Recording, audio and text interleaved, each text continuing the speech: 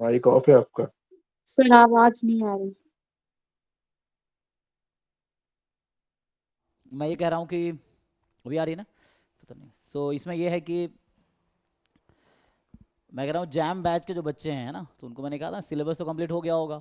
PYQ topic wise में हमने आप लोगों को प्रोवाइड किया था ना assignment, topic wise PYQ jam MS का भी और जैम एमए का भी, ईच टॉपिक का अलग अलग सेपरेट किया हुआ मिला होगा प्रैक्टिस के लिए।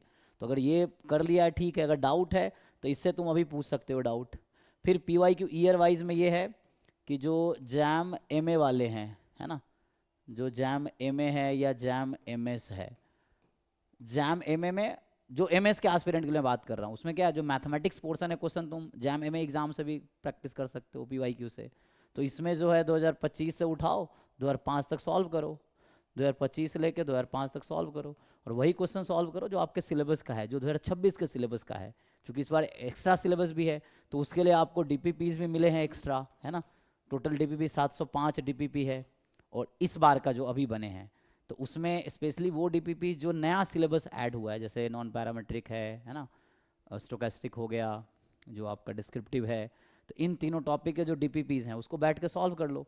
स्पेशली में 705 टोटल है, ईच में 10 क्वेश्चन है, एक डीपी में 10 क्वेश्चन है, तो ये टोटल आपके 7050 क्वेश्चन हो गए जो इस साल के हैं। उसके बाद पिछले 4-5 साल के जो क्वेश्चन हैं ऑलरेडी हर साल है ना 5-10 हज़ार क्वेश्चन बने हैं, तो वैसा है। तो अराउंड 15-20 हज़ार प्लस क्वेश्चन ड्राइव में होंगे अगर तुम सारे कलेक्ट करोगे तो जो डीपीपीज 1 से लेकर 705 इसके सॉल्व करो। तो ये सब भाई बैठ के कंप्लीट करो। बाकी साथ में मॉक टेस्ट भी कर सकते हो, तो ये सब तुम्हें करना है। और सबसे इंपॉर्टेंट है रिवीजन, कॉन्सेप्ट का, डिफिकल्ट क्वेश्चन का, है ना, ज़रूरी है रिवीजन करना, रिवीजन थ्योरी का, है ना। फिर जो मुश्किल क्वेश्चंस हैं उसको रिपीटेडली सॉल्व करो रेगुलर टाइम पे, ठीक है। ये चीज़ें मॉक टेस्ट सॉल्व करो, रिवीजन करो, है ना।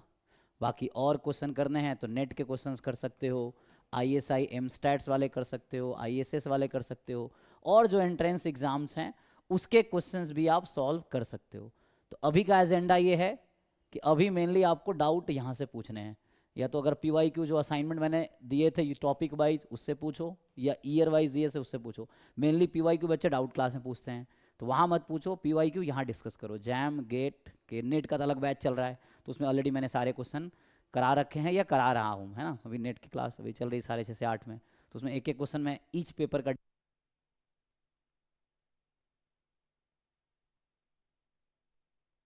सर आपका माइक ऑफ हो गया है।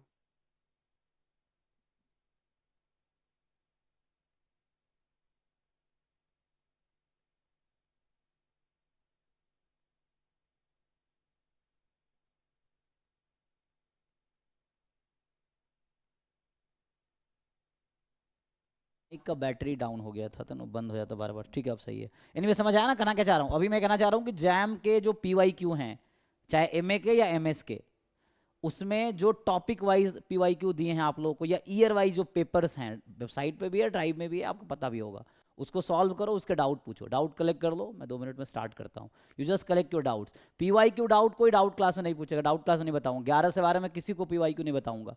पीवाईक्यू डाउट है यहाँ पूछो, इस वाले बैच जो चल रहा है इसमें पूछो। ये है, चाहे किसी भी ईयर का हो, किसी भी टॉपिक का हो, कोई दिक्कत नहीं है। जैम गेट, ठीक है ना, किसी भी टॉपिक का किसी भी ईयर का चलेगा, बट यहाँ पूछो पीवाईक्यू डाउट बैच में, डाउट क्लास में नहीं।